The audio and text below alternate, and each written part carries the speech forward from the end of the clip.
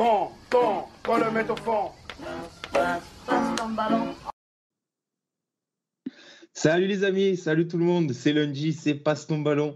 On est ensemble pour un peu plus d'une heure d'émission et merci d'être avec nous pour ce nouveau numéro de Passe ton ballon, votre rendez-vous foot et OM hebdomadaire. C'est la 32e de la saison ce soir et nous sommes à l'avant-dernière émission de cette saison, aux grandes dames d'Idriss qui n'aura toujours pas sa saison à 38 émissions.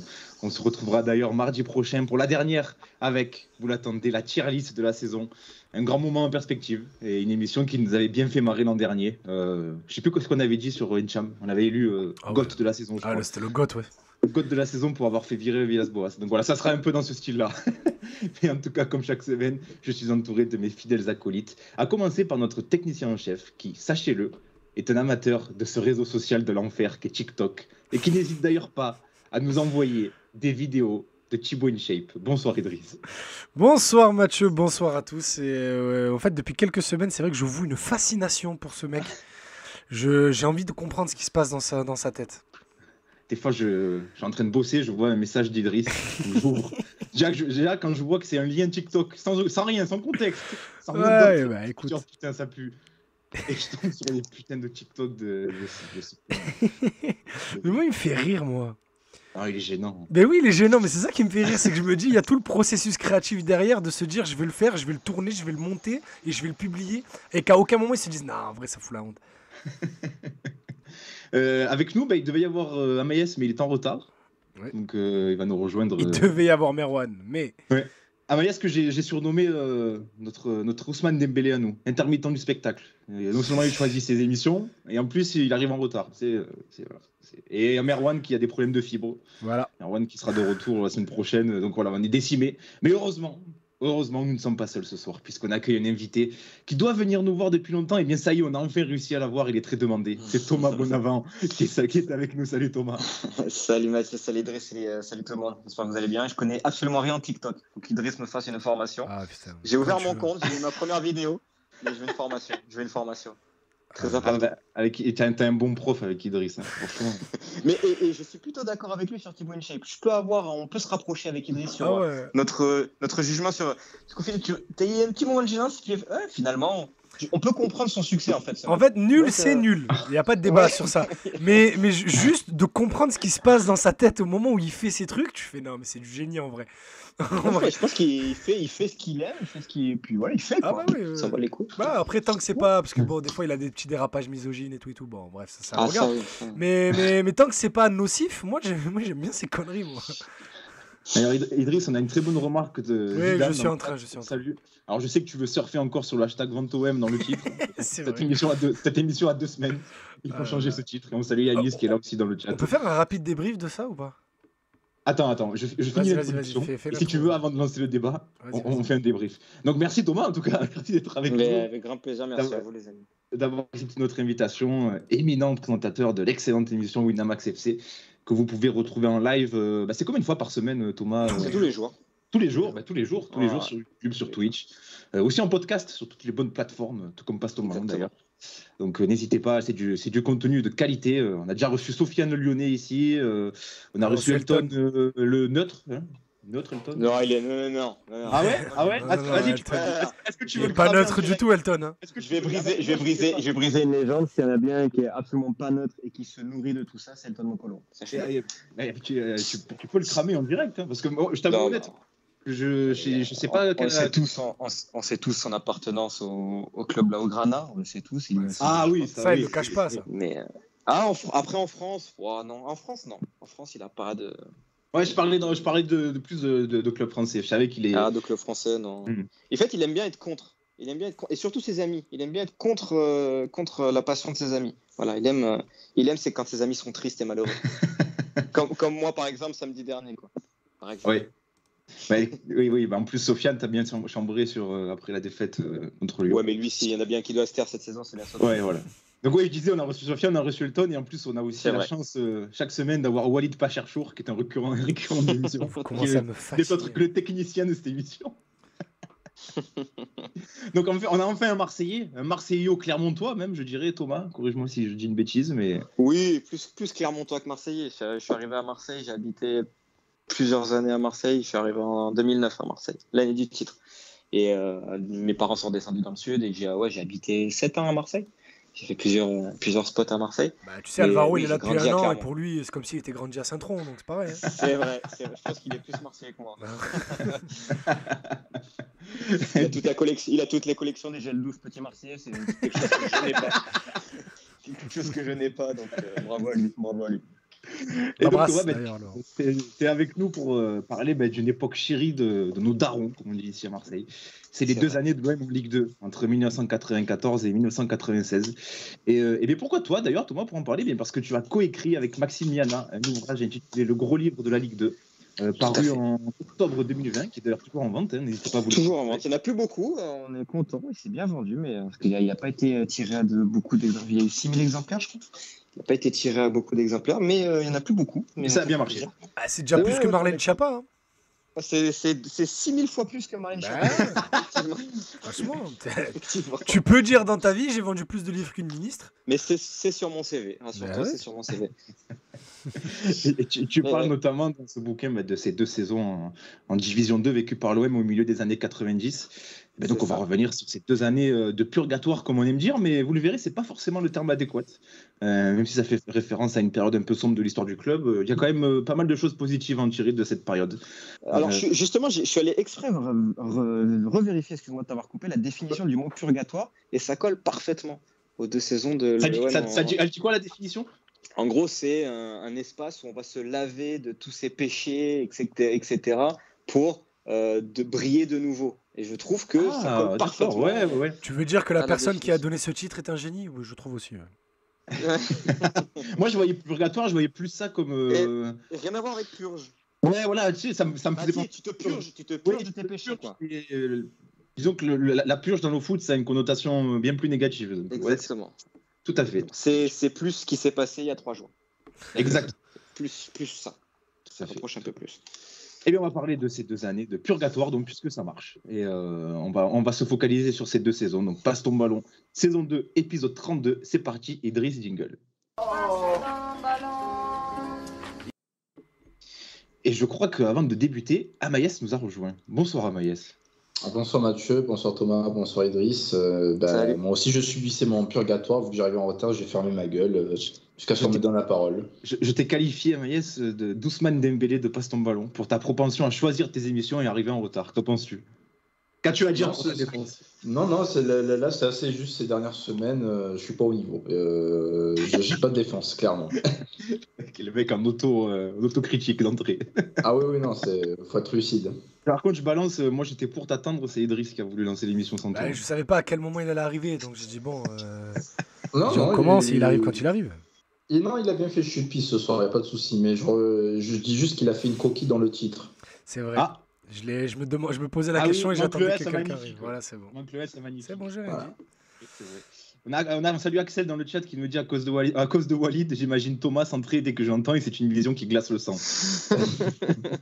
Il t'aura suivi, hein, cette story, elle t'aura suivi toute l'année. Ça va devenir un même, je pense. J'assumerai jusqu'au bout. J'aurai la haine à ta place. C'est le seul centre raté de ma carrière et lui, il a été immortalisé, donc c'est comme ça. On a pu faire. C'est le plus important. J'étais vraiment dans ma pire période. En tant que piston droit de mon club des FGT, je ne peux qu'être compréhensif. Mais j'ai arrêté maintenant. Le foot, c'est derrière moi, c'est le paddle aujourd'hui. J'ai des ambitions dans le paddle. Ah oui, là j'ai vu que ça se chambre avec Ludo Bragnac et tout sur Twitter. Ouais, c'est... Oui, lui, c'est le seul mec qui chambre alors qu'il n'a jamais pratiqué le sport. Donc... c'est très fort. C'est très, très fort. Thomas, avant de parler de l'OM et de vraiment de cette période de Division 2, on le disait en introduction, est-ce que tu peux nous parler de ce fameux gros livre de la Ligue 2?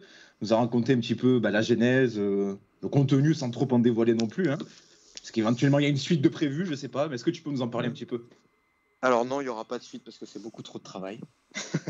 Donc ça a bien occupé mon confinement, on va dire. Non, mais l'idée, comme ça fait un petit moment que j'étais soit en média télé, soit un petit peu en radio, et que j'ai commencé par la presse écrite, ça me manquait un peu d'écrire. J'avais toujours cette envie de faire un peu un bouquin dans ma tête. Ma première volonté, c'était de faire un truc sur l'OM, enfin sur Marseille peut-être. Et il y avait beaucoup de choses qui ont été faites sur Marseille ou sur l'Olympique de Marseille. Donc on verra plus tard peut-être si je reviens faire un projet sur eux. Et quand j'ai commencé à aller dans des stades de foot, c'était à Clermont, c'était à Saint-Etienne quand ils étaient en Ligue 2. J'ai commencé le métier de journaliste en suivant Bourg-en-Bresse. Et c'était là aussi sur leur première saison en Ligue 2. Donc j'ai eu rapidement une liaison, une relation avec la Ligue 2. Et je voulais mettre un peu de moi dans ce bouquin, parce que peut-être que ça sera le seul que je vais faire de ma vie. Donc je voulais mettre un peu de sentiment et de cœur là-dedans. Et je trouvais que la Ligue 2 était un parfait angle pour faire ce bouquin. Quelque chose qui n'a jamais été fait. Alors c'est un répertoire non exhaustif de tous les grands et petits clubs de la Ligue 2. Et les clubs ont été choisis en fonction des histoires racontées. Il y a chaque club est raconté avec un angle bien précis, soit un reportage, soit une interview, soit les deux, soit des histoires très précises sur une année, un joueur, un entraîneur ou un président. Et toutes des histoires qui ne sont pour la plupart pas connues du grand public. Et ça va de 1930 à 2017, ouais, même pas, non, même la remontée de Lens, donc 2018. Donc voilà, un gros éventail de toutes les plus belles histoires du championnat de deuxième division qui méritent de la lumière. Donc voilà, c'est un peu l'histoire de ce bouquin.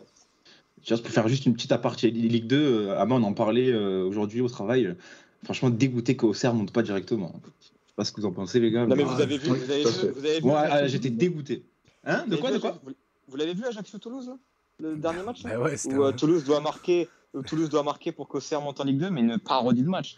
Oui, c'était un vol. Un sketch.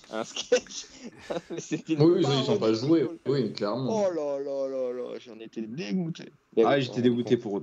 Mais d'ailleurs, est-ce que, rapidement, toi qui suis la Ligue 2, est-ce qu'Auxerre, sur un barrage contre Metz, etc., ça peut passer, tu penses Contre Metz, ouais, pour moi, contre Saint-Etienne, il n'y a aucune chance. Moi, c'est l'inverse. Moi, je pense que si Saint-Etienne, ils y vont sur 2 matchs comme ça avec Pascal Duprat, retour à Geoffroy, ils seront. Si Saint-Etienne est barragé, Saint-Etienne sera en Ligue 1. Je suis quasiment sûr. Le Furlan Duprat, là, sur le banc. Ouais. Sur Twitter, ça peut être une guerre idéologique. Mais là où je suis pas inquiet, mais c'est que Auxerre contre le PFC ou Sochaux, va falloir faire le taf, quoi. Ouais. Va falloir faire le taf, parce qu'ils ne sont pas directement qualifiés pour le jeu le 18e, donc ça sera vraiment pas évident. Parce que je pense, mine de rien, que dans le groupe, et j'ai pu en parler un peu avec quelques personnes concernées, il y a un peu un sentiment d'échec d'avoir terminé 3e. Ce côté, merde, on doit repartir pour au minimum 3 matchs, etc. Un tout petit championnat qui recommence, et remettre un coup de collier après 38 journées, avec un effectif et une équipe qui, je trouve, va arriver quand même avec la langue bien pendue sur la fin de saison. Donc ça va être compliqué. Mais je préfère pour Auxerre, si Auxerre doit être le barragiste qui affronte la Ligue 1, je préfère largement Metz. C'est bien plus à la portée que Saint-Etienne, je pense. Espérons un déplacement à la Baie des Champs l'année prochaine. Super pas mal. On parlait de ton livre, du coup, Thomas, et dans ce livre, du coup, tu as forcément accordé quelques pages à cette période de l'OM en Division 2, donc de 94 à 96. Ah ouais, c'est vrai ? Ouais, c'est le premier truc que j'ai fait. Justement, on va lancer ce sujet-là.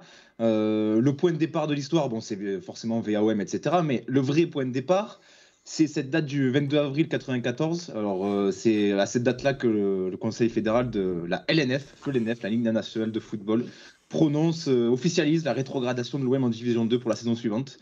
Et c'est important. À l'époque, c'est important parce qu'à l'époque, c'était pas la Ligue de football, c'était vraiment la 3F. C'était une seule entité et le nom de Noël Le Graët devrait revenir dans ce live. Voilà pourquoi c'est important. Ah bon, tu penses ? Je suis pas sûr. Mais du coup, c'est 22 avril 94 que tout démarre pour cette épopée, si on peut utiliser le terme épopée, et disons cette aventure de l'OM en Division 2.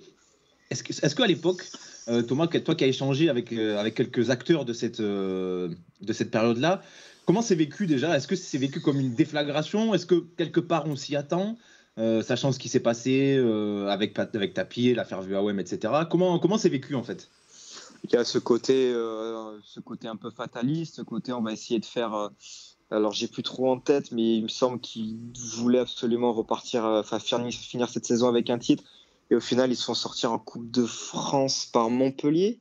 C'est Montpellier, je crois. Ils font un 0-0, ils sont éliminés au tir au but, je crois. Si je dis pas de conneries. C'est ça. Et j'en ai surtout, c'était avec Jean-Philippe Durand, parce que ceux avec lesquels j'ai pu échanger par la suite, eux sont arrivés après. Ils sont arrivés à l'été 94 et pas avant. Parce et il y qu'on avait rappelle, ce côté.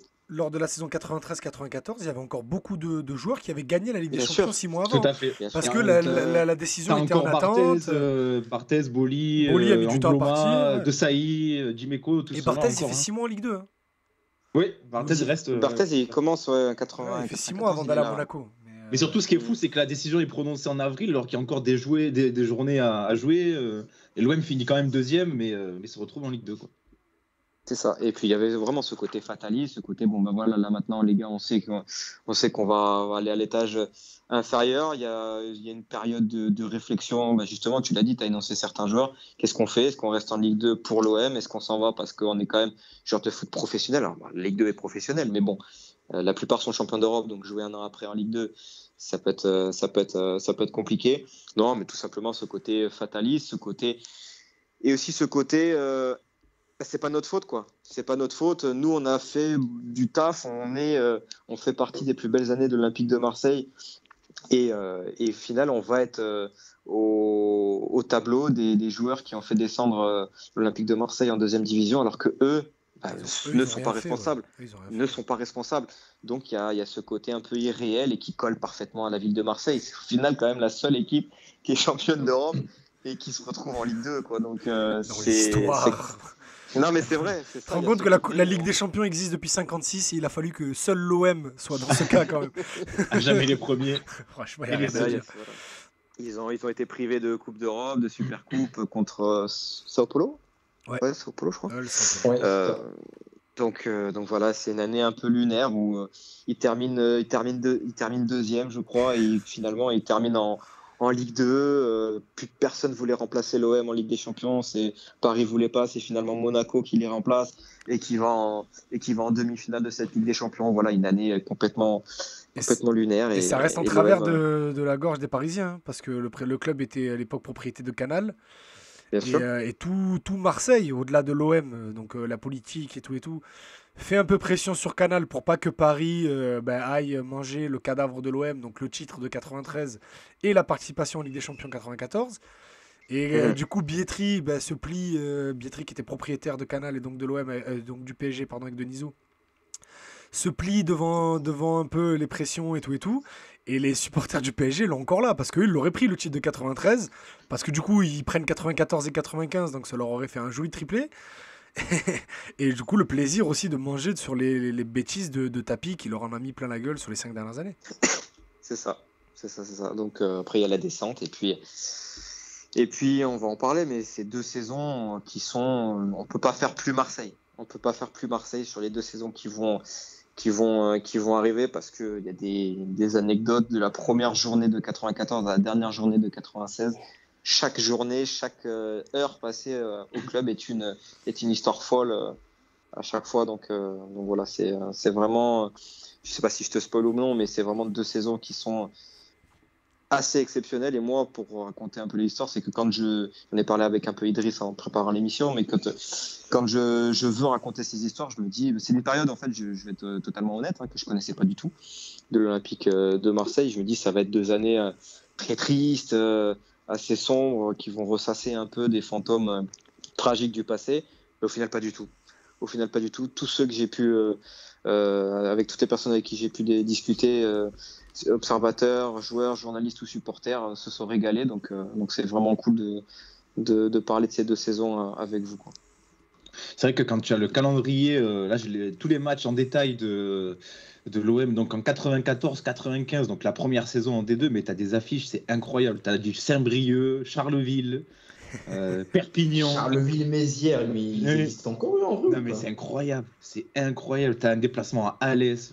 Charleville-Mézières, le plus beau souvenir de Jean-Philippe Durand. Ah ouais? Avec 10 cm de boue. C'est la première fois que les adversaires dans le couloir lui demandent de dédicacer, de lui faire une séance de dédicace. Il avait un papier dans son short.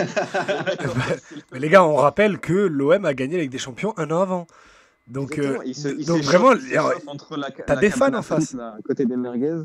C'est complètement dingue. C'est les Harlem Globetrotters. Hein. Et dans l'équipe, t'as Jean-Philippe Durand. Bon, là, il est un peu en fin de carrière, mais ça fait 10 ans qu'il est à l'OM. Il est équipe de France et tout et tout. Bruno Germain, je vous rappelle que c'est quand même une légende du club. Et après aussi latéral de l'équipe de France et défenseur aussi du PSG. Parce que l'année 93-94, Bruno Germain, il est au PSG. Et il est champion avec Paris.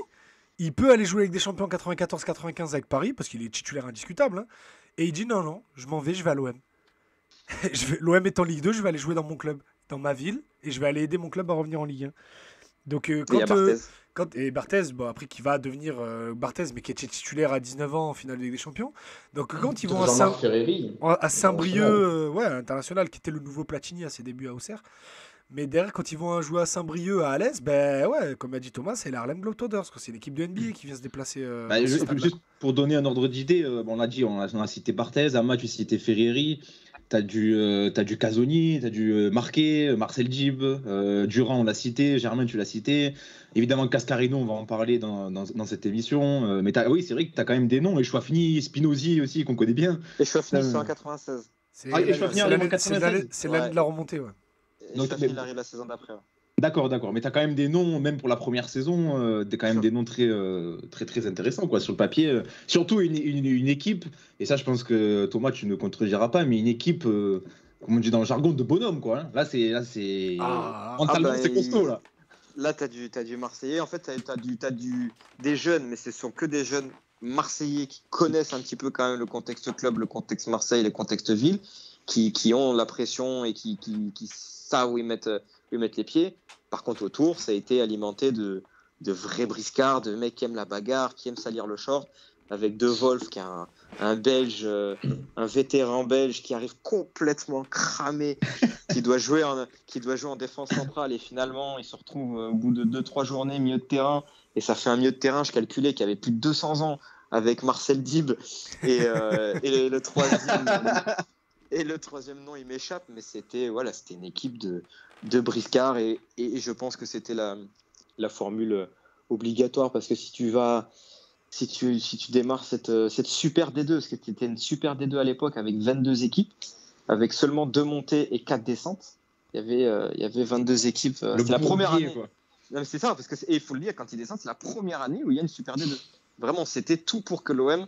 Ouais, comme par hasard, quoi. S'enlise dans cette Super D2.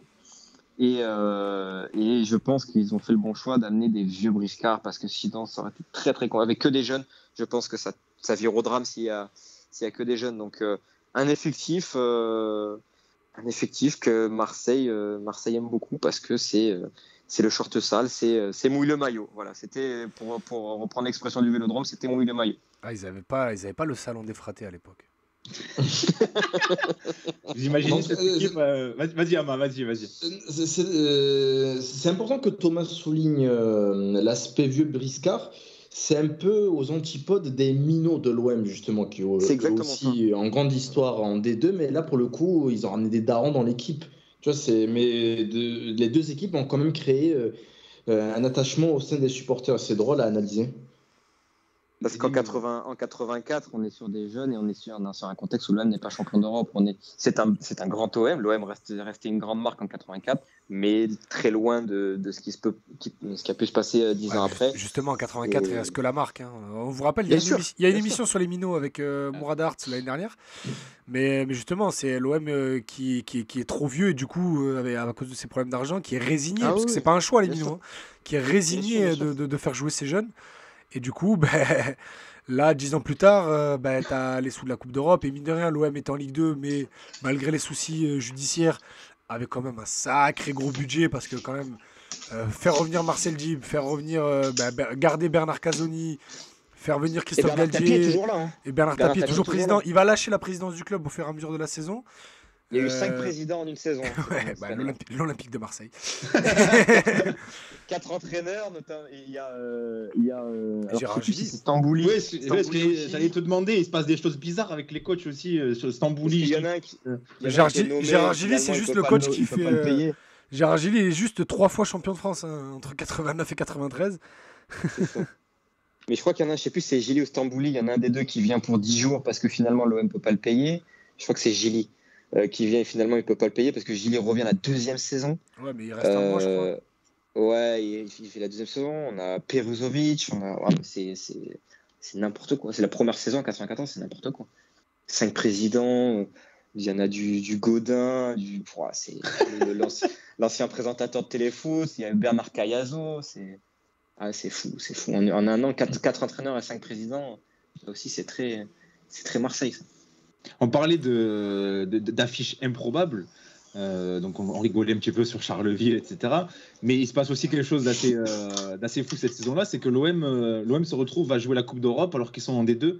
Il y a notamment 2 confrontations mythiques face à l'Olympiakos et face au FC Sion qui donnent des superbes matchs. Ouais, j'y vais. Vas-y. C'était un lancement, ça ressemblait pas. Ouais, excuse-moi, non mais je savais pas c'était pour moi. Mais oui, au final l'OM a fait son histoire évidemment avec la Coupe d'Europe et va devenir l'un des premiers clubs de D2 parce qu'au final il y en a eu plusieurs dans l'histoire des clubs de D2 qui vont jouer des matchs de Coupe d'Europe et je pense que c'est l'élément fondateur de la remontée peut-être un an plus tard et de cette solidarité qui va animer l'OM durant 2 saisons, ce côté seul contre tous, ce côté vous voulez tous nous flinguer, on va vous montrer qu'on est encore au rendez-vous. L'OM donc est champion d'Europe et se retrouve à jouer la petite Coupe d'Europe en évoluant en D2 et l'Olympiakos ils vont là-bas. Alors le nom du stade Kariskaki, ouais c'est ça Kariskaki. C'est Durand et tout ce qui est club de merde, c'est à Maïs. Mieux l'aurait foutu. Ils arrivent là-bas, les journalistes se font caillasser, ils prennent des vis, des machins, des bouts de ferraille sur la tronche. Les joueurs pareils, les bus sont complètement caillassés. Ils gagnent l'aller, ils gagnent le retour. Alors les buteurs, je les ai plus en tête. Continue. Mais et donc ça fait 3-0 au match retour au Vélodrome. Le Vélodrome est plein à craquer. Il se part d'un énorme tifo. Ils vous rappellent qu'ils sont champions d'Europe. Donc là, ça réveille vraiment l'orgueil du club, au-delà du club, de la ville. Et ça va être une preuve de la part de tout un groupe que en fait ils sont tous ici pour une seule cause. C'est l'Olympique de Marseille, c'est pour ce maillot et pour leur montrer que peu importe ce qui se passera à la fin de la saison et même l'année prochaine, ils seront toujours là pour sauver ce club. Ils sont investis d'une mission de faire quelque chose de beau en Coupe d'Europe. Donc l'Olympiakos, il déroule. Mais j'ai pu me refaire les matchs. Ils sont disponibles sur les plateformes. Sur YouTube. Ouais. C'est vraiment pour tous les amoureux de l'OM qui ont bouffé 12 fois, 50 fois le Marseille-Milan, le Marseille-Manchester, le Marseille, enfin tout ce que vous voulez. S'il y a des matchs à absolument ne pas rater pour se rendre compte de ce qu'est l'Olympique de Marseille et la Coupe d'Europe, c'est ces 2 matchs contre l'Olympiakos et contre Sion. C'est absolument dingue. Alors les buteurs contre l'Olympiakos, c'est un doublé de Cascarino et un but de Jean-Marc Ferré. D'accord, parce que Libra, le double de Libra, c'est contre Sion alors. C'est contre Sion, ouais, avec un but de Bernard Ferrer. Exactement. Ça, c'est le Ferrer. Non, c'est Ferrer. Non, c'est Ferré qui marque en C'est Ferré qui fait la toupie là et frappe croisée. Ah, ben toutes mes excuses. Et Sion, en fait, quand on parle comme ça, on peut se dire, c'est plus dur de jouer contre l'Olympiakos que Sion. Sion est une très très grosse équipe à l'époque. Et ils perdent 2-0, au match aller. Et là, pareil, rebelote le Vélodrome qui est plein à craquer dans son ancienne configuration. On en parlera un peu plus tard parce que 96. L'ambiance, elle est bien sur le résumé. C'est complètement fou. Et parce que ça sera l'ancien Vélodrome, la fin 96, ça sera la fin de l'ancien Vélodrome comme cette période-là l'a connu. Exactement. Et au final, ils prennent un pion au bout de 5 minutes au Vélodrome, donc ça fait 3-0 sur les 2 confrontations. Il faut 4 buts. Avec un but à la con d'ailleurs. La mésentente entre Casoni et Barthez. À la mi-temps, il y a toujours un 0 et après, Libra Ferré qui marque. Il reste un quart d'heure pour marquer un dernier but qui les qualifié un quart de finale, vous vous rendez compte, de Coupe UEFA. Et ce but n'arrivera jamais. Il a été des frappes contrées. Ça, c'est une ultra domination. Mais vraiment, allez vous faire ces matchs parce que c'est complètement dingue. On ne peut pas imaginer d'une équipe en Ligue 2 puisse atteindre ce niveau-là en Coupe d'Europe et d'avoir un stade électrique, et tu parles avec les supporters, c'est les plus belles ambiances, que ce soit ça ou le match contre Le Mans ou Caen sur les dernières journées en 96, c'est hystérique. Le match de Caen, pour avoir grandi dans les groupes de supporters, le match de Caen, justement, c'est un de ceux qui valide la montée en Ligue 1. Il est légendaire. C'est que les mecs te racontent le déplacement et tout, mais c'est des trucs de fou. Ils te disent 1000 fois le match à Caen que n'importe quel déplacement à Madrid ou à Old Trafford.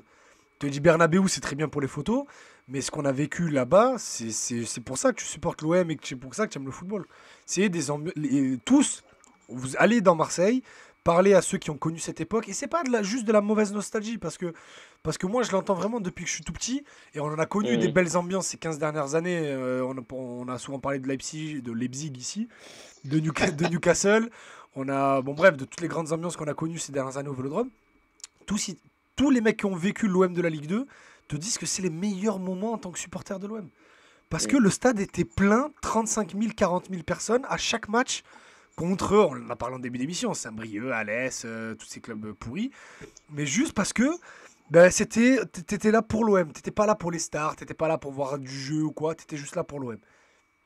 Et c'est Girolamo Alonso qui me disait qu'il avait peur que cette période de l'OM passe aux oubliés. Donc c'est pour ça que lui était fier d'être le symbole, un peu le gardien de cette équipe qui a fait remonter l'OM en Ligue 2 l'année d'après. Et même Ferry qui me disait: j'échangerais beaucoup de choses de ma carrière pour revivre quelques matchs de cette saison en Ligue 2. Et pour revenir au thème du débat sur la Coupe d'Europe, oui, c'est le déclic. C'est l'élément déclencheur de ce qui va se passer l'année dernière. Et au final, ça va lancer cette fin de saison, 94-95, où l'OM à la lutte avec Guingamp, parce que pendant 2 saisons, ils vont être à la lutte, avec Guingamp. L'année d'après, c'est Caen, je crois. Et ça va lancer cette fin de saison où ils termineront premier. Et malheureusement, ça ne suffira pas pour remonter en première division, quoi. Juste pour apporter une petite précision, parce que je viens de recevoir un message d'un ami qui écoute l'émission, je le salue d'ailleurs. Il me demande pourquoi l'OM, qui est en D2, se retrouve à jouer une Coupe d'Europe. C'est important d'apporter la précision. Est-ce que c'est à la faveur de sa 2e place, qui n'aura servi à rien, mais qui aura, même malgré ça, l'OM aura été rétrogradé? Est-ce que c'est à la faveur de sa victoire en Ligue des Champions? Est-ce qu'on peut apporter la précision? Mais c'est parce que l'OM termine 2e. Voilà, c'est la 2e place. Hein. Exact, ils terminent 2e en 93-94. Voilà. Ils descendent, mais c'est très compliqué de les faire sortir de la Coupe d'Europe. Donc, comme par exemple une équipe, je sais pas moi, le dernier exemple, une équipe qui gagne la Coupe de France, si Laval gagne la Coupe de France, ils joueront la Coupe d'Europe. Voilà, tout à fait. Donc, c'était pour apporter la précision, parce que s'ils se posent la question... Ils terminent en 93-94, c'est une relégation administrative, avec toutes les sanctions qu'on connaît. Mais l'OM... Tout simplement, imaginez, à l'époque, la 2e place était qualificative pour la Coupe de l'UEFA et la première était qualificative pour la Ligue des Champions. Voilà, c'est ça. C'est comme si, imaginez, là maintenant, à l'heure où on se parle, Rennes est 4e et on l'espère qu'ils le resteront. L'année prochaine, là, cet été, on découvre que Flo Maurice et Bruno Genesio, ils ont acheté le match contre Lorient. Dans un an, ils joueront l'année prochaine, même s'ils sont rétrogradés en Ligue 2 par la LFP, ils ont quand même gagné le droit de jouer la Ligue Europa, quoi. Voilà. Comme Nantes, si Nantes a gagné la Coupe de France, voilà. S'ils étaient descendus, ils auraient joué la Donc l'OM a été puni localement, mais pas à l'échelle européenne. Ouais, précision importante. Donc merci de préciser, messieurs. Même s'il y aura des pressions. Ouais, d'ailleurs, est-ce que on a essayé de faire sauter ça du côté de la Fédé à l'époque ou... Noël Le Graët ? Non, jamais. Non, mais c'est qu'après, à la fin de la saison, il va y avoir une vraie pression. Au-delà du simple fait des fédérations françaises, etc., parce qu'il y a la Coupe du Monde 2 ans plus tard, etc., et que l'OM, les sanctions de l'Olympique de Marseille doivent servir d'exemple, etc. Il y a vraiment cette volonté de fracasser l'OM, de fracasser Bernard Tapie, qui se sera en allé en cours de... C'est surtout ça. En cours de saison, il y a cette volonté de nuire clairement à Bernard Tapie. Et à la fin de saison, il y a une nouvelle sanction, une nouvelle relégation qui, elle, pour le coup, est assez injuste, qui vient de très haut. Enfin, il vient de, je ne sais pas d'où, mais on va prendre vraiment de beaucoup plus haut. Et des pressions de plusieurs instances, et pas que françaises, pour que voilà, il y ait des vraies sanctions et l'OM qui termine premier et quand même en Ligue 2 l'année suivante, quoi. Donc il y a des sanctions qui sont justes par rapport à ce qui s'est passé en 93. Voilà, on va pas dire que l'OM ne mérite pas ça, sinon ça serait faire preuve de malhonnêteté.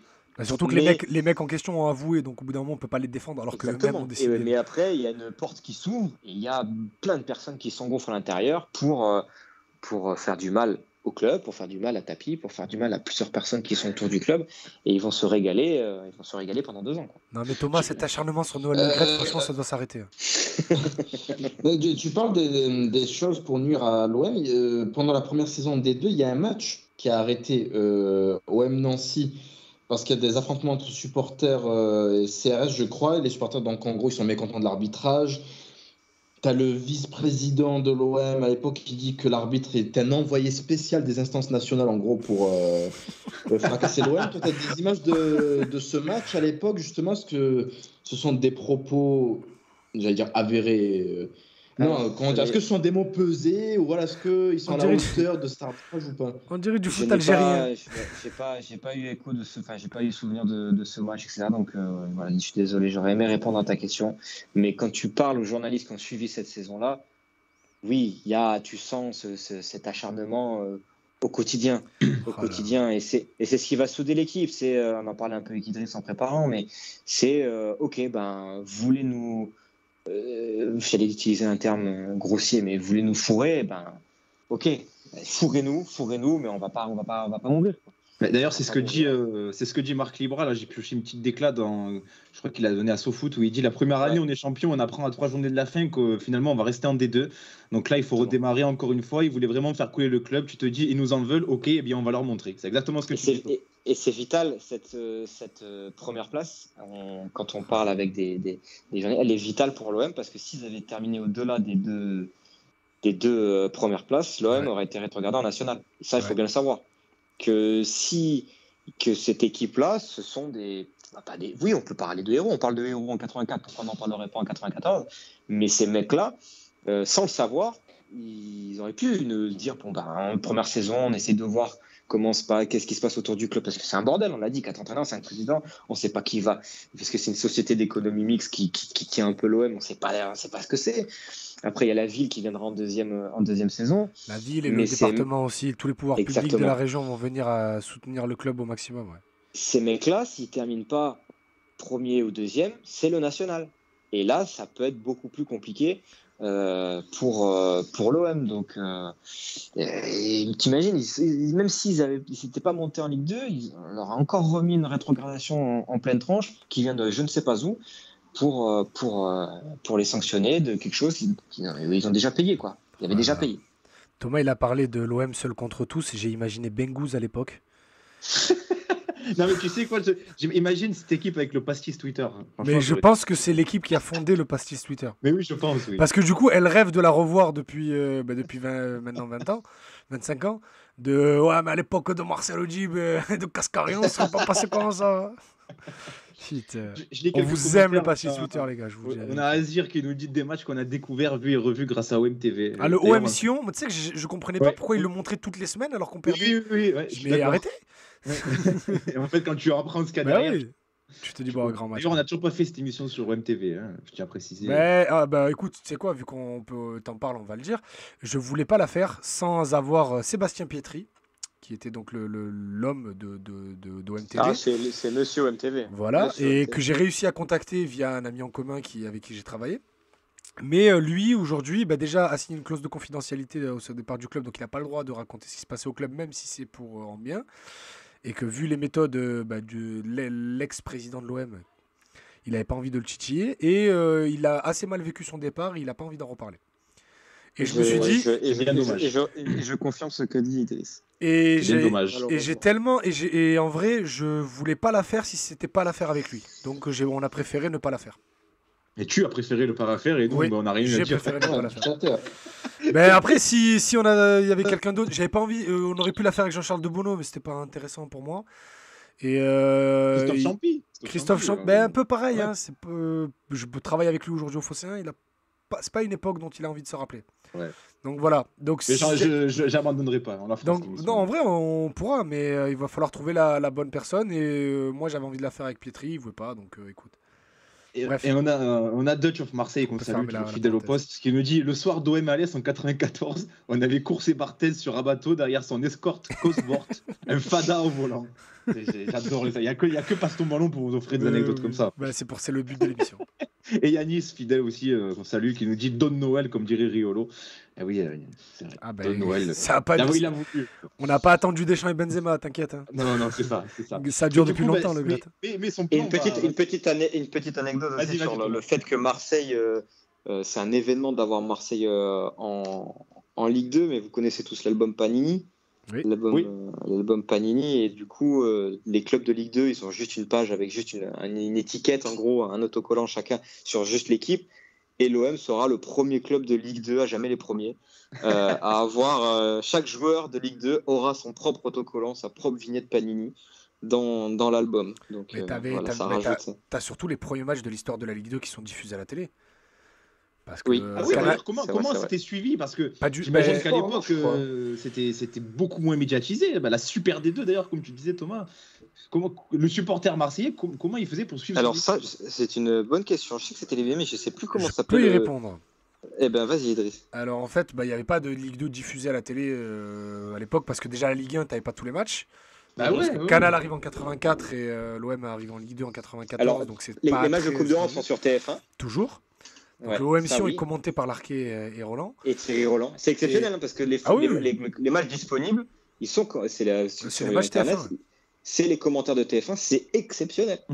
Mais imaginez quand Guingamp était en Ligue 2 là, en 2015 là, on vous laisse imaginer Thierry Roland qui commente Wakouboué, etc. On vous laisse savourer évidemment. Wakouboué qui 6 mois avant était en national avec Andoum. Mais du coup, d'ailleurs, Marseille qui joue contre Andoum en Coupe de France cette année-là, en Coupe de France. C'est incroyable ça. Et Spinozzi du coup qui était d'Andoum aussi, qui est une légende d'Andoum, qui a le droit de jouer ce match à la place de Barthez. Et bref. C'est fou. Et du coup, l'OM a le droit à l'époque les matchs de Ligue 2, que les grosses affiches, t'avais des images, t'avais toujours les journaux et tout, mais t'avais surtout des petites images rapides si c'était joué dans les grandes villes, donc PFC, Red Star et tout, qui étaient diffusés dans Jour de foot. L'OM est le premier club de Ligue 2 à avoir donc des matchs en direct sur Canal+, d'avoir tous ces résumés de matchs dans Jour de foot, d'avoir un vrai suivi hebdomadaire et surtout dans Téléfoot. C'est qu'une fois par mois, tu avais le documentaire, enfin quasiment l'objectif match de 5 minutes sur le mois écoulé de l'OM et des pérégrinations de l'OM en Ligue 2. Parce que l'OM reste l'OM, donc, et surtout avec l'instabilité des présidents et des coachs, l'OM fait la une de l'équipe, c'est toujours l'équipe qui fait le plus de une dans la saison, et ainsi de suite, quoi. L'OM fera toujours vendre et intéressera toujours. Et donc l'OM repart en D2 pour une deuxième saison. Malheureusement, la montée ne sera pas validée. Alors là, un peu moins de changement quand même. L'ossature reste la même. On retrouve les Jambé, les Casoni, les Marquet, les Djib, Durand, Cascarino, Libra seront toujours là. Et tous les derniers sont partis, tous les gros sont partis. Quoi. Voilà. Et on retrouve un petit peu cette ossature et qui va finir deuxième de cette saison. Après, t'as Christophe Galtier qui arrive. Bon, qui fera rien, mais juste l'actuel meilleur entraîneur français. Il y a le frère Cantona. Joël. Francis Boretti, s'il vous plaît. Ouais, qui jouera pas beaucoup. À qui on doit cette émission quand même. Non plus. Et oui, c'est pour ça. C'est pour ça, c'est Francis Boretti, c'est pas Joël Cantona. Mais Ludovic Azuar aussi. Azuar. Qui sera là. On a qui d'autre? On a Amoro, c'est toujours là. Amoro, c'est toujours là. Il joue la dernière année de sa carrière avec l'OM en Ligue 2. Ouais. C'est ça. Je vois Hernandez, c'est le papa de Lucas et Théo. Hein. Oui.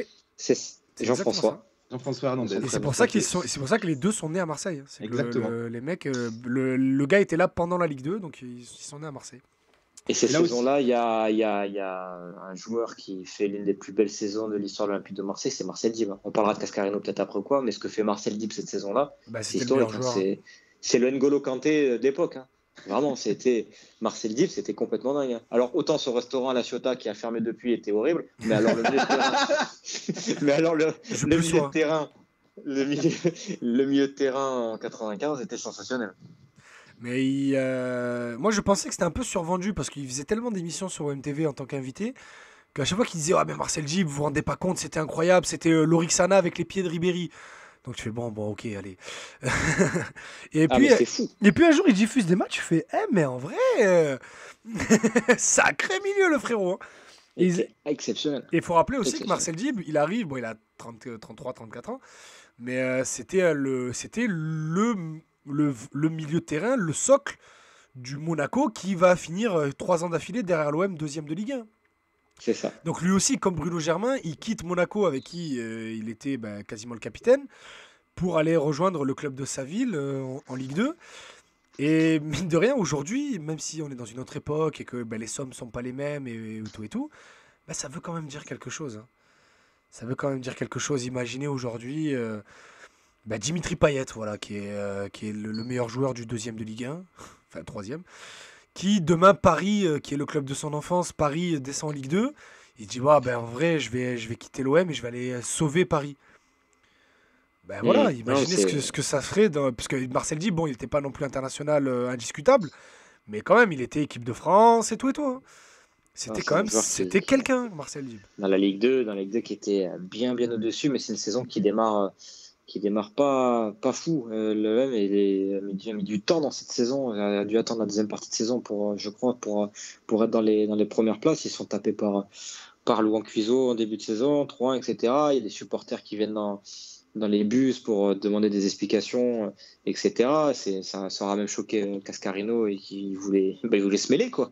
Il voulait se mêler, tout simplement. Et on lui a dit non, reste assis, copain, et parle un petit peu avec les supporters. Ça se passe pas très bien ce début de saison. Jérôme Alonso, il est conspué, parce qu'il est tout jeune. Il a des doutes là-dessus. Il veut le recruter un autre gardien, et c'est justement Marcel Djibb qui va le voir. C'est Alonso qui m'a raconté ça. Marcel Djibb va le voir et dit bon, j'ai parlé avec le président, etc. Ils veulent acheter un gardien. Et en gros, si le prochain match tu te vautres, tu dégages, quoi. Et il fait un match exceptionnel. Il fera une deuxième partie de saison de fou. Alonso, c'est lui qui restera numéro 1 de cette saison. Ils vont se taper la première place avec Caen, je crois que c'était. Ouais, c'est ça. Ouais. Le camp de Franck Priou. Et qui est un coach de merde, il coach dans la région actuellement. Oh là là. Oh, je me permets. Que médisance. Mais très sympathique, Franck Priou. J'en doute pas. C'est pas vrai, mais j'en doute. Ouais. Oui, j'en doute. C'est méchant. Non, bref. Mais non, mais voilà. C'est moyennasse, parce que tu as une défaite finale, 0-0 contre Angers, tu perds ensuite à Louan Cuiseau, tu le disais. Ouais, c'est compliqué. 0-0 à domicile contre Dunkerque, ensuite tu vas perdre à Caen une nouvelle fois. Non. Le tournant, c'est un match. Le tournant, je crois que c'est un match à Alès, ce fameux match là où Alonso doit faire un gros match, sinon il se barre. T'as un 5-0 contre Laval. Laval, voilà, exactement. Il met un triplé et juste après il y a Alès, et là il y a la bascule, et après il frappe tout le monde, quoi. Il frappe tout le monde pour terminer deuxième. Mais c'est des frappes, c'est du 5-0, c'est des valises à tous les matchs. Il y a des valises. 4-0, 5-1 contre Perpignan, 4-0 contre Charleville, 3-0 contre Poitiers, c'est 4-0 contre Alès, 5-1 contre Il y a ce dernier match contre Sochaux, là aussi, je crois que c'est 4-1. Ouais, 4-1, exactement. Le dernier match avec l'ancien Vélodrome, où là, il y a les Ferreri, Djibb sont célébrés. Le dernier match au Vélodrome sous son ancienne version de stade entre guillemets municipal. Oui, parce qu'ils arrêtent leur carrière sur ça. Djibb et Casoni. Casoni, pardon, je dis Ferreri. Casoni, c'est T'as bien fait oui, c'est Casoni, t'as bien fait de me reprendre. Et ça déroule 4-1 avec encore un but de Cascarino. Et puis pour le coup, là, Cascarino, c'était assez sensationnel, quoi. Un mec incroyable. C'est une anomalie, Casino, dans l'histoire de l'OM, parce que. Casino. Désolé. Il manque une syllabe. Vous avez compris. On a pu croire Casoni. Oui, c'est vrai en plus. Mais Casoni, on en a parlé dans les émissions avec Romain Canucci sur les années Courbis. Je vous invite à les écouter, qui sont très très bien. Mais c'est une anomalie parce que le mec, il arrive dans la D2, il marque près de 60 buts sur les 2 saisons. Il vient de Chelsea. Ouais. Et derrière, Chelsea qui n'était pas le Chelsea. Bien sûr. Qui n'était pas le Chelsea d'Abramovich, parce que il joue. Il joue la Coupe du Monde.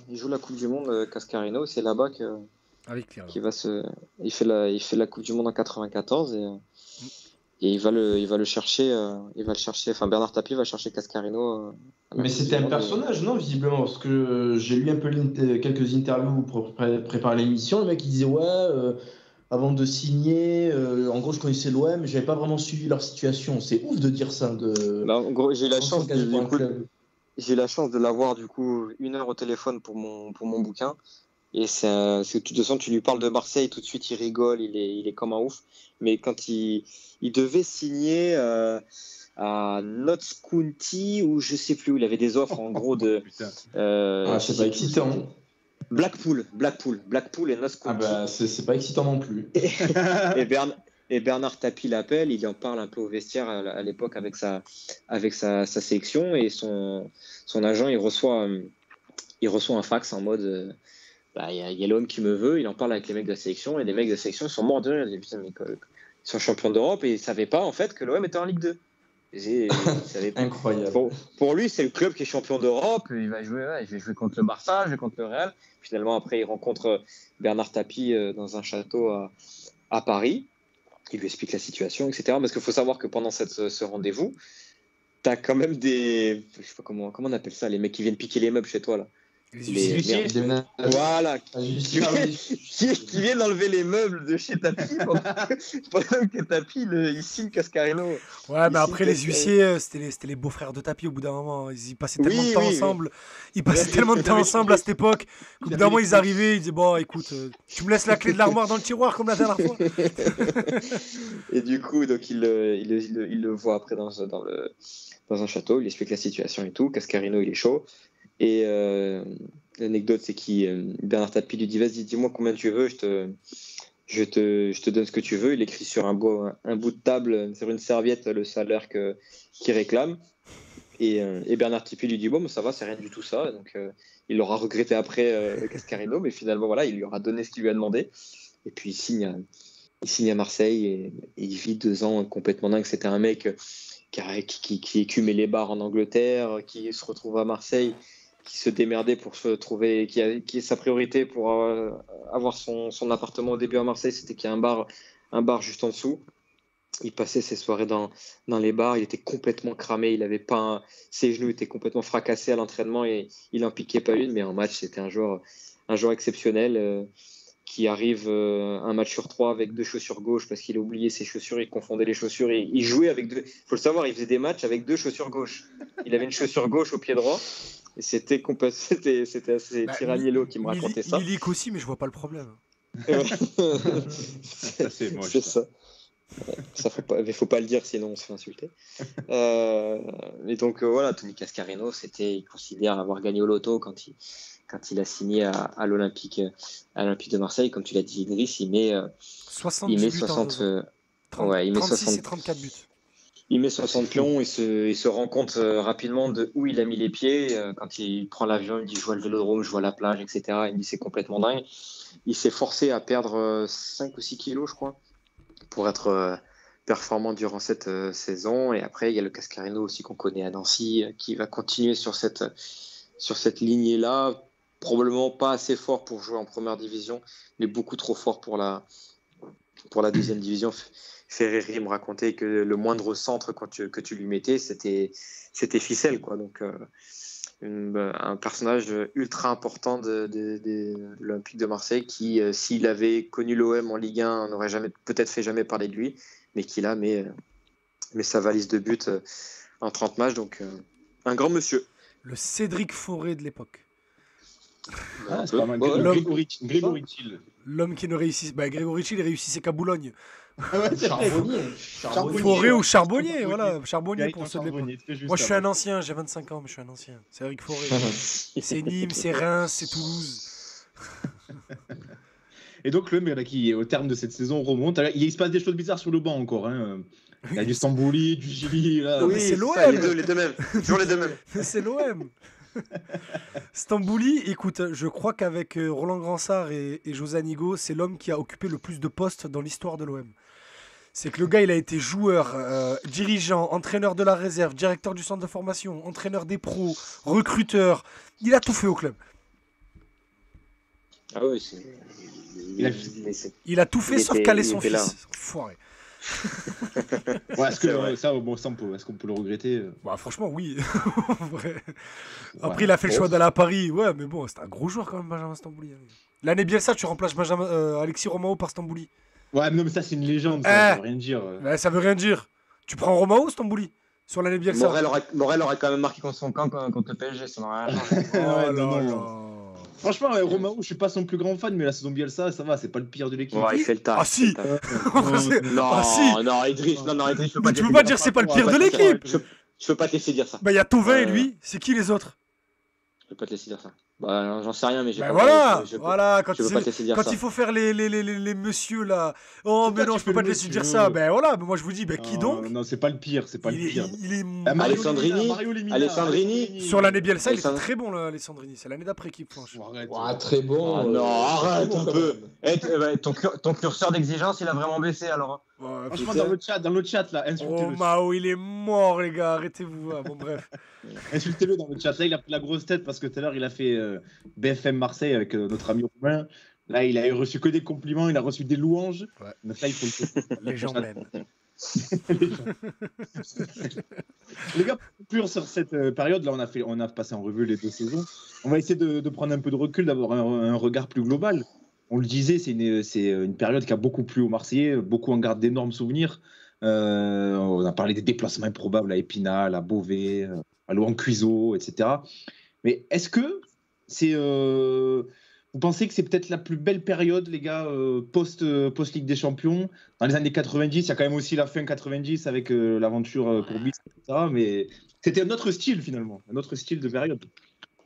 C'est une période de reconnexion totale entre la ville et son club. Et les deux, vous êtes à Marseille, j'ai connu pendant de longues années Marseille. C'est l'équilibre de cette ville. Et c'est une équipe où tu n'as que des Marseillais. Après, on peut comparer ça à 84. C'est que le club se soude vraiment derrière son équipe, pleine conscience des difficultés. Et voilà, c'est une relation pendant deux années pleines d'un public avec un vélodrome plein à craquer qui va se souder.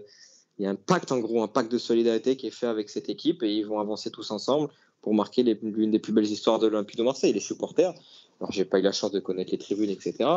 Mais le dernier match face à Sochaux, tout ce qui s'est passé, c'est les plus belles ambiances que le vélodrome a pu connaître dans son ancienne version, et même peut-être pas comparable à l'OM actuel, mais c'est des valeurs et c'est une histoire d'amour qui, nous, peut-être, on n'a pas connu de notre génération. Parce que, quoi qu'il arrive, on n'a jamais connu de saison pleine.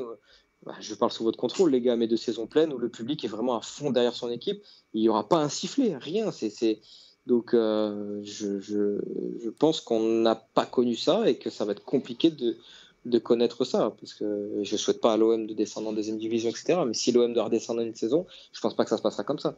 Parce que le public a changé, les générations ont changé, notre consommation du foot a changé, et qu'aujourd'hui, je pense que c'était une solidarité marseillo-marseillaise. C'était, comme tu le disais en préparant Idriss, c'est la rebelle, c'est tout ce que le côté opprimé, c'est tout ce qu'adore cette ville, fois 1000, et ça s'est concrétisé sur un terrain de foot tous les 15 jours pendant 90 minutes, quoi.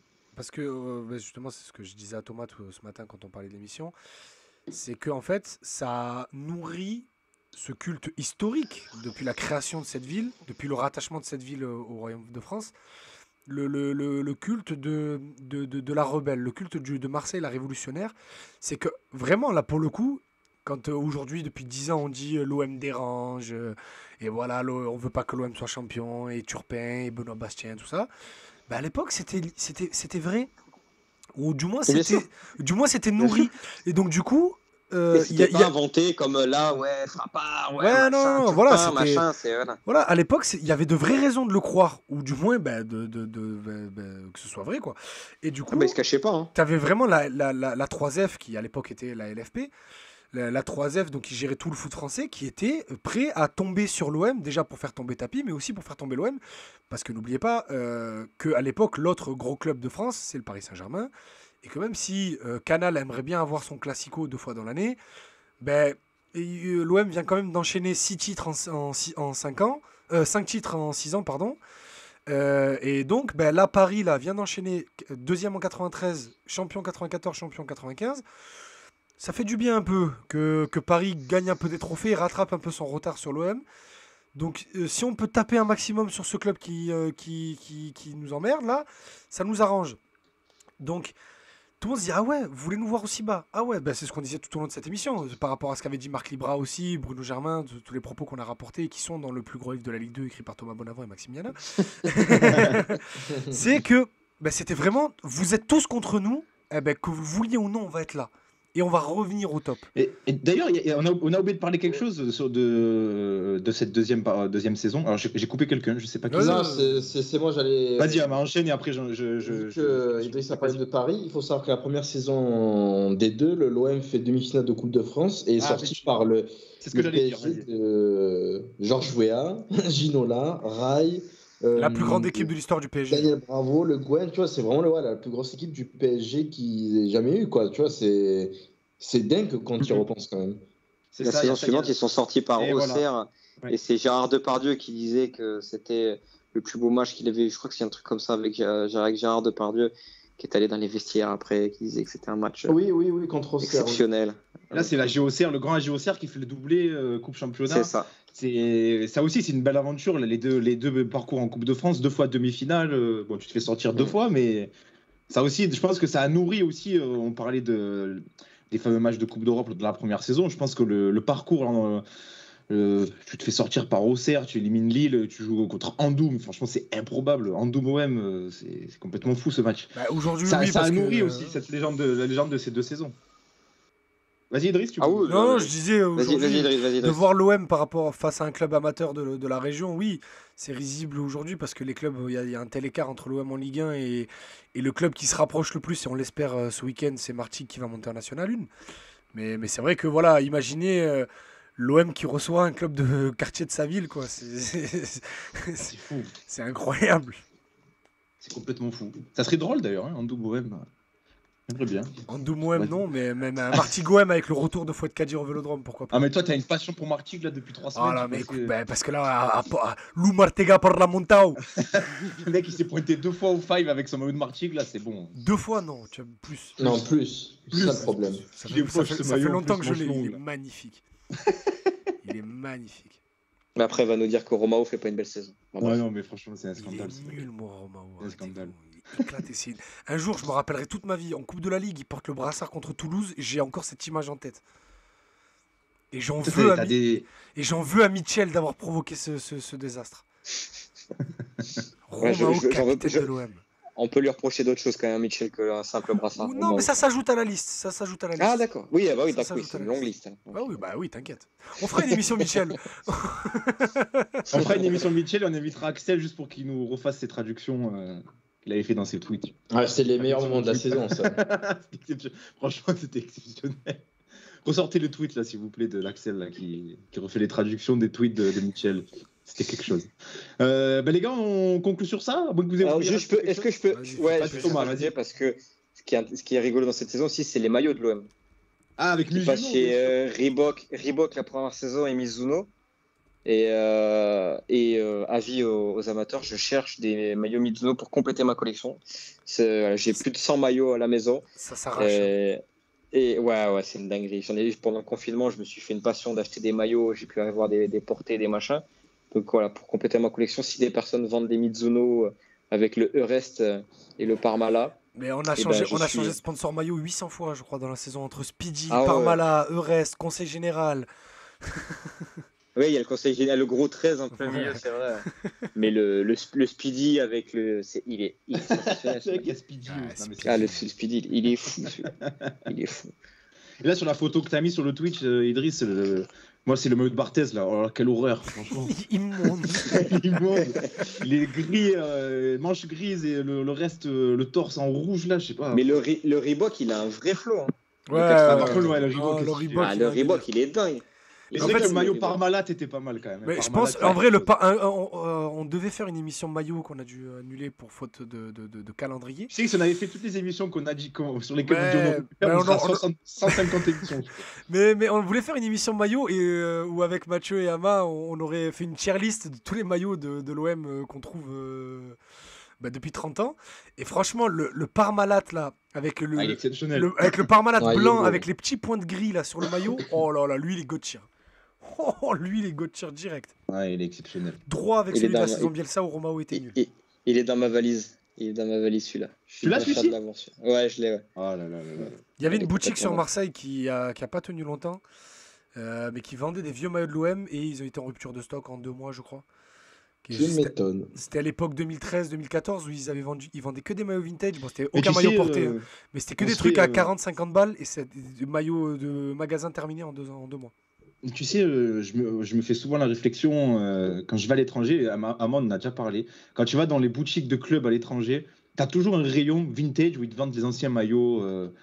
Moi, ça m'avait impressionné à la boutique du Benfica. Benfica, il y a un rayon entier, tu as tous les vieux maillots du Benfica. La Juve fait ça aussi, Leicester. Ouais. T'as un souci de droit et d'équipementier en France qui est très compliqué. Mais eux, ils règlent. C'est ça, c'est que Marseille peut plus le faire vu qu'ils sont passés chez. Mais même avec Adidas, t'avais un souci en fait. Excuse-moi, Mathieu, je te coupe. Ils règlent le problème en ne mettant pas la marque. Ouais, ils enlèvent l'équipementier, mais ils reprennent les mêmes templates. Ouais, mais exactement. Mais le problème en France, c'est que, tu vois, par exemple, le template de 93, là, avec les 3 bandes d'Adidas, ça a été trademarké par le designer en question qui avait fait ça chez Adidas à l'époque. Et c'est pour ça que Adidas peut plus sortir de maillot vintage. Mais celui-là, à la limite, celui-là, il est trop marqué Adidas parce que t'as les bandes énormes. Mais t'as d'autres modèles que tu pourrais faire. Le truc, c'est qu'avec Adidas, ça a été un souci en France, hein, vraiment propre à la France, c'est que les gars avaient trademarké ça. Pour à peu près tous les maillots et tous les designs de maillots, et du coup c'est quasiment impossible à refaire.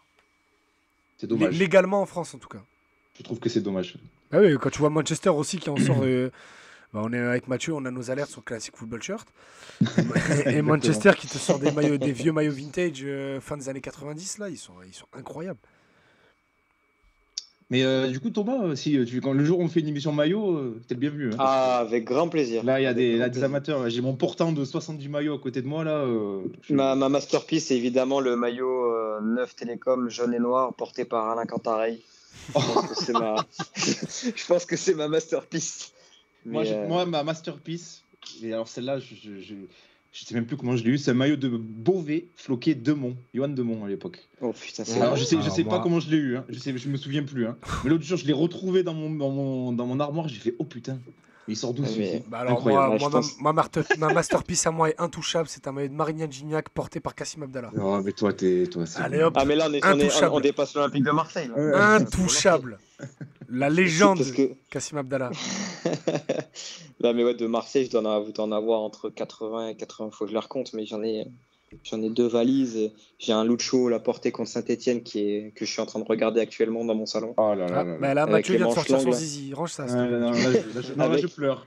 Avec les manches longues, celui du titre là que je trouve exceptionnel.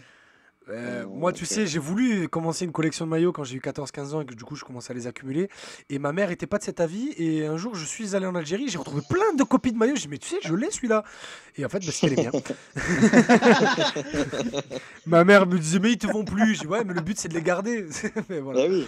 Mais elle était pas d'accord avec moi. T'as régalé des petits au moins, écoute. Bah écoute, si ça peut servir au moins à ça. Thomas, merci beaucoup d'avoir été avec nous. Merci à vous. On rappelle qu'on te retrouve sur le Winamax FC. Un jour peut-être chez les Césars, parce que vous nous faites des jeux d'acteurs parfois. Je sais pas si vous visez. On essaye. On essaie de se réorienter. Tu sais que moi j'ai assisté à une réunion, mais c'était même pas une réunion, de Thomas qui a eu une idée de connerie à tourner. Et qui se retourne, qui fait oh, Elton, j'ai une idée, en live. Et c'est vrai que c'est fascinant. Mais justement, moi, ce que j'aime bien dans ces petites plastiques que vous mettez, c'est Elton qui regarde stoïque. C'est parce qu'il parle. C'est surtout c'est parce que c'est un acteur de merde. Hein. C'est pas parce qu'il a un rôle ou quoi. Il a jamais rien fait. Il a jamais rien fait. Si vous regardez bien, il a jamais participé. À part rire. Non, il rigole pas, il rit. Non, oui, c'est ça, il sourit un peu. Ouais, il sourit un peu bêtement. C'est son rôle aussi. Le grand Elton. Allez, écoutez l'émission Pourquoi le foot nous rend dépressifs avec Elton Mokolo l'année dernière. C'est vrai qu'il était pas mal, ouais. Oui, c'est vrai. Et même celle avec Sofiane sur la rivalité OM Lyon. Ouais, ils font que nous taper, j'en ai marre. D'ailleurs, j'ai envoyé un petit tweet à Sofiane là, il y a 2 semaines pour lui dire il faudrait que tu reviennes nous voir l'an prochain avec comme thématique pourquoi l'OM se chie dessus tout le temps contre Lyon. J'aimerais bien qu'on ait l'avis d'un Lyonnais, tu vois, ça peut être simple. Nous, les gars, on se retrouve la semaine prochaine pour la dernière de la saison, la tier list de la saison. Alors, ça aussi. Va être pas mal. C'était quoi les catégories déjà, les gars? Il y avait bon, très bon, moyen, rend fou et tarpin mort. Tarpin freiné. Tarpin freiné, voilà. Voilà, donc ce sera le programme de la semaine prochaine vu que la saison sera terminée. Et ce sera la dernière de la saison. Ce sera la dernière de la saison. On se retrouvera peut-être dans l'été pour des petits spaces comme on a fait l'an dernier. Ou alors des petites émissions mais qui seront pas en live, qu'on enregistrera quand on pourra et qu'on droppera sur les plateformes quand on pourra. Oui, parce qu'on habite à Marseille, il faut pas déconner, on va profiter du soleil quand même. Bah, c'est surtout que bon. Là, on va faire la pub rapide. Je vais la faire, Mathieu, parce que tu veux pas la faire toi. Dans 10 jours, 12 jours, c'est le début du tournoi Maurice Révélo pour ceux qui habitent dans la région, dans les Bouches-du-Rhône. Incroyable. Allez-y. Avec un plateau de qualité, avec un groupe C, avec la Colombie. C'est quand les dates 9 mai, 12 juin. Voilà, donc à Aubagne, Vitrolles, Salon et Fos-sur-Mer, avec un groupe C qui s'annonce explosif entre la Colombie, le Japon, l'Algérie et les Comores. Donc voilà, un match à ne pas rater et on sera tous les trois tous autour des terrains pour vivre ça. Et n'hésitez pas à aller suivre les réseaux sociaux du tournoi. Tu me donnes l'opportunité de parler de... Je voulais pas en parler, mais ce fameux groupe C, avec notamment le Marseille-Eco, l'Algérie Comores, le lundi 6 juin à Fos-sur-Mer, et le lundi 6 juin c'est férié. Oh là là, ça va être incroyable. Bon après, le public de ces deux nations est au chômage, mais c'est pas grave. Idriss, tu parles des Comores le jour, par contre, si tu vas retirer ton tweet où tu dis qu'Mchangama fait meilleure saison que Van Den Boomen, tu vas vite aller le retirer. J'adore Youssouf. Hein. Non, mais bravo pour Idriss, c'est un mec bravo pour tes coups francs, bravo pour tout, c'est super et tout. Voilà, super, bravo. Mais voilà, c'est juste. Je sais que t'aimes le football, donc respecte-le. Mais le pire, c'est que moi, j'ai juste mis ça pour saucer Youssouf. Parce que moi j'ai vu aucun match de Toulouse cette saison. C'était juste pour saucer Youssouf et je me suis tapé toute la mafia toulousaine toute la journée. J'ai hésité en fait, évidemment t'as vu tous les matchs de Youssouf et de Toulouse cette saison. Mais aucun des deux, même Youssouf j'en ai vu 1 ou 2, pas plus. Et d'ailleurs, tu fais bien, Idriss, de mettre la photo sur le Twitch. On rappelle, on l'a déjà dit dans l'émission, mais on rappelle, le gros livre de la Ligue 2, coécrit par Thomas avec Maxime Nianin, est toujours disponible. Donc achetez-le, procurez-vous-le. Mais pas sur Amazon. Mais pas sur Amazon. Vous allez sur la Fnac, vous allez sur Cultura, dans les meilleures librairies de votre ville. Et vous le procurez. Il y a notamment quelques pages sur ce qu'on vient d'évoquer, la fameuse période de D2 de l'OM. Donc allez-y, donnez de la force à Il y a un tas d'interviews du bon travail. Au-delà des anecdotes qui sont toujours appréciables, c'est ce qui vaut le prix du livre. C'est vraiment les interviews qui sont vraiment des bonbons. Ouais, c'est pas qu'en fait on oublie rapidement que c'est de la Ligue 2, c'est juste du foot, quoi. Ouais, juste du foot le foot qu'on aime bien, donc voilà. En tout cas, merci de m'avoir invité, les amis. Mais merci à toi d'être venu et puis t'es le bienvenu ici pour une prochaine émission. Et nous les gars, je l'ai dit, on se retrouve la semaine prochaine pour la dernière de la saison. Donc merci à tous ceux qui étaient dans le chat et rendez-vous mardi prochain. Salut tout le monde. Salut tout le monde. Oh.